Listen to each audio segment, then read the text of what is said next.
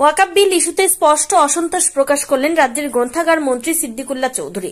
বৃহস্পতিবার সাংবাদিকদের মুখোমুখি হয়ে তিনি অভিযোগ করেন, মুসলিম সম্প্রদায়ের ধর্মীয় প্রতিষ্ঠান ওয়াকফ বোর্ডে অন্য ধর্মাবলম্বীদের অন্তর্ভুক্তি সংক্রান্ত প্রস্তাব নিয়ে বিভ্রান্তি তৈরি করা হচ্ছে। মন্ত্রী বলেন, যেমন শিখদের জন্য পৃথক বোর্ড রয়েছে যেখানে অন্য সম্প্রদায়ের প্রবেশ অধিকার নেই, তেমনি মুসলিমদের ওয়াকফ বোর্ডেও বাইরের ধর্মাবলম্বীদের প্রবেশ কেন হবে? সুপ্রিম কোর্টের বিচারপতিরাও এই বিষয়টি নিয়ে প্রশ্ন তুলেছেন। জোর করে হিন্দুদের ওয়াকফ বোর্ডে ঢোকানোর কোনো যুক্তি নেই। শুধু তাই নয়, সম্প্রতি মুর্শিদাবাদের ঘটনা ঘিরে সংবাদ মাধ্যমের ভূমিকা নিয়েও কটাক্ষ করেন তিনি। তার দাবি, মিডিয়া এমনভাবে বিষয় উপস্থাপন করছে যা বাস্তবতাকে আড়াল করে জনমত প্রভাবিত করছে। এমনকি সুপ্রিম কোর্টের পর্যবেক্ষণেও এই ধরনের রিপোর্টিং নিয়ে উদ্বেগ প্রকাশ করা হয়েছে। এসএসসি নিয়ে রাজ্য সরকারও দল যথেষ্ট সচেতন, তবে যোগ্য প্রার্থীদের তালিকা রাজ্য সরকার আগে দিতে পারলে ভালো হতো বলে বর্তমানে সুপ্রিম কোর্টের রায় নিয়ে মন্তব্য করলেন মন্ত্রী সিদ্দিকুল্লাহ চৌধুরী। এদিন তার বক্তব্যের মধ্যে দিয়ে কার্যত রাজ্য সরকারের ঢিলেমিকেই কাঠগড়ায় তুললেন তিনি। এসএসসির 2016 সালের প্যানেল নিয়ে এর আগে সুপ্রিম কোর্ট বারংবার রাজ্য সরকার ও এসএসসি বোর্ডকে যোগ্য প্রার্থীদের তালিকা দেওয়ার নির্দেশ দিলেও যোগ্য প্রার্থীদের তালিকা দেয়নি রাজ্য সরকার। সুপ্রিম রায়ের পর এসএসসি বোর্ড 21 এপ্রিলের মধ্যে যোগ্য প্রার্থীদের তালিকা প্রকাশ করবে বলে জানিয়েছে।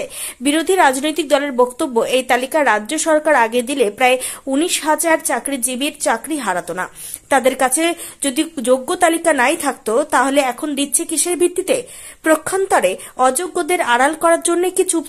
আমার বক্তব্য হলো, প্রার্থী তালিকা মুখ্যমন্ত্রী বা দল যথেষ্টভাবে সচেতন, তারা এ কাজ আগে থেকে সেরে নিতে পারলে ভালো।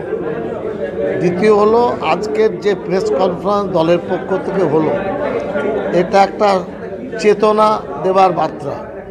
বুথ কর্মীরা যদি তৈরি হয়ে থাকে ভুয়ো ভোটারের ক্ষেত্রে, আর ওরা অশান্তি করবে সে ব্যাপারে সচেতন হওয়া, একসাথে কাজ করা, এইভাবে একটা প্রশিক্ষণ দল দিতে চেষ্টা করছে।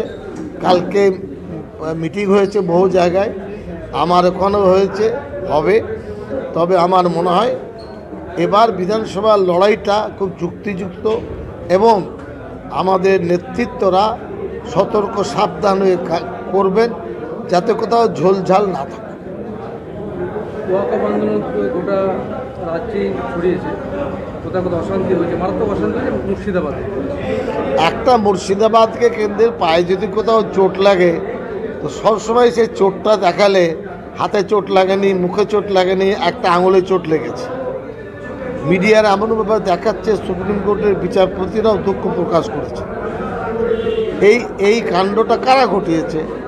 টিএমসি ঘটিয়েছে, সিদ্দিকুল্লাহ চৌধুরী ঘটিয়েছে, মমতা ব্যানার্জি ঘটিয়েছেন? তারা তো ঘটাননি। গুটিকায় লোক ঘটিয়েছে, 200 মানুষকে অ্যারেস্ট করা হয়েছে, ক্ষয়ক্ষতি যাদের হয়েছে, জীবনহানি হয়েছে, 10 লক্ষ টাকা মুখ্যমন্ত্রী দিয়েছেন। আমি জমিয়ত উলামা স্টেট সভাপতি। বিচার ব্যবস্থায় বিচারপতিদের এই যে শুনানির কাল শুরু হলো, একটা শুনানির আগে আমাদের বক্তব্য ছিল, এই শুনানির পরে নিঃসন্দেহে আমরা পাবলিককে বলবো তারা যেন রাস্তায় না নামে, পুলিশের অনুমতির বাইরে মিছিল মিটিং না করে, তারা আপনার ঘেরা অবস্থায় প্রতিনিধি সভা করতে পারেন, আলোচনা করতে পারেন, আপত্তি নেই। যে আমাদের সংগঠনের পক্ষ থেকে প্রকাশ্যভাবে কিছু হবে না, আমাদের ঝান্ডা আমাদের পতাকা ব্যবহার হবে না, এটা খুব পরিষ্কারভাবে কাল রাত্রে ভিডিওতে জানিয়ে দিচ্ছি। আর 1 মিনিট, 72-73টি অ্যাপ্লিকেশন পড়েছে সিদ্দিকুল্লাহ চৌধুরী ভারতবর্ষের নাগরিক হিসাবে। আমিও একটা অ্যাপ্লিকেশন ফাইল করেছি একটা উকিল ধরে, এটা আমি বলে যাচ্ছি। সেখানে টিএমসি নয়, জমিয়ত উলামা হিন্দ নয়, জমিয়ত উলামা সেন্ট্রাল কমিটি অ্যাপিল করেছে, সেটা আমি জানি। আমি নিজে অ্যাজ এ নাগরিক অ্যাপিল করেছি এবং আমার উকিল ওখানে আছেন, শুনানির সময় তিনি পাবেন। সবাই দিল্লিতে যাচ্ছে, মুখ্যমন্ত্রী নিজে বলছে দিল্লিতে যান। আমি বলি, আমার বক্তব্য আমি বলি, দিল্লি যাওয়ার কথা হলো যেটা আমার এখতিয়ারের মধ্যে নয়। আইন তো করেছে কেন্দ্র, অতএব তারা তাদের উপরে চাপ সৃষ্টি করুন যে আইনটা ভুল করেছেন। বিচারপতি এন্ট্রি বর্ডার দিকে যাচ্ছেন, কিন্তু তারা যে সূত্র করেছেন বক্তব্যের, যে হিন্দু দেবত্ব সম্পত্তি এন্ডাওমেন্ট, তামিলনাড়ু আছে, অন্ধ্রপ্রদেশ আছে, হিন্দু অ্যাক্ট আছে, কোনো জায়গায় মুসলমানদের ঢোকার কোনো জায়গা নেই। একইভাবে শিখদের জন্য আলাদা আইন আছে, সেখানে হিন্দুও নেই, আদিবাসী নেই, মুসলমান নেই। সুপ্রিম কোর্ট বিচারপতির বক্তব্য, কি করে আপনারা জোর করে মুসলমানদের ওয়াকফ বোর্ডে হিন্দুদের ঢোকাবেন? তৃতীয়, আপনি তো বলেছেন যে বাম আমলে এত অত্যাচার হয়নি, যে তৃণমূল আমলে মুর্শিদাবাদে অত্যাচার হচ্ছে, তাহলে কি পুলিশ এটা আমি বলি, এই কথা আমি বলিনি, এটা ভুল হচ্ছে, ব্যাখ্যা ভুল হয়েছে। বাম আমলের পুলিশরা বলেও করতো, এখানকার পুলিশরাও বলে করার চেষ্টা করছে।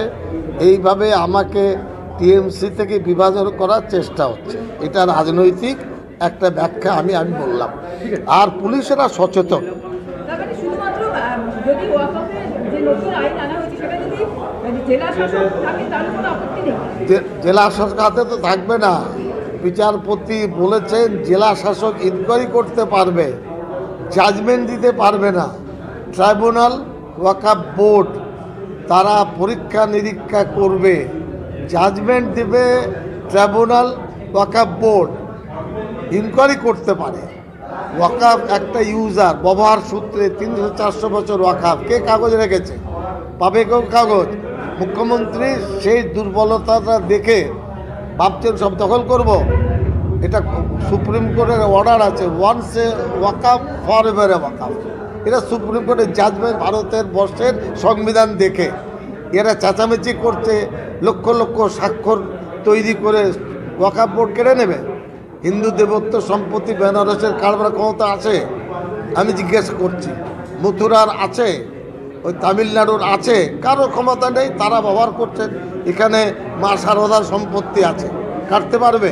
রামকৃষ্ণ মিশনের আছে, কাটতে পারবে? ওই আপনার স্বামী বিবেকানন্দ মানে যারা ভক্ত, তার নামে অনেক সম্পত্তি আছে, কাটতে পারবে? এসব দিকে হাত দেন। বিচারপতিরা সেটাই বলেছেন, অন্য জায়গায় আপনি করুন, কেন আপনার ওয়াকফে পড়েছেন? যা করছেন বিচারপতিরা একেবারে আইনসম্মত, সংবিধান সম্মত, বিচার সম্মত। আমরা অপেক্ষায় আছি। এই 1 ঘন্টার টাইম বিচারপতিরা কেবল সরকারকে দিয়েছেন। ওরা বলেছেন কান্নাকাটি করে, হুজুর আমাদের কথা শোনা হলো না। সব তো শুনেছি, আপনারা তো আইন পাস করেছেন। জামায়াতে উলামায়ে হিন্দ পূর্ব বর্ধমানে যদি কোনো মিছিল আন্দোলন না, করে, বললাম যে একটা জেলার জন্য নয়, সারা রাজ্যের জন্য মিছিল মিটিং হবে না।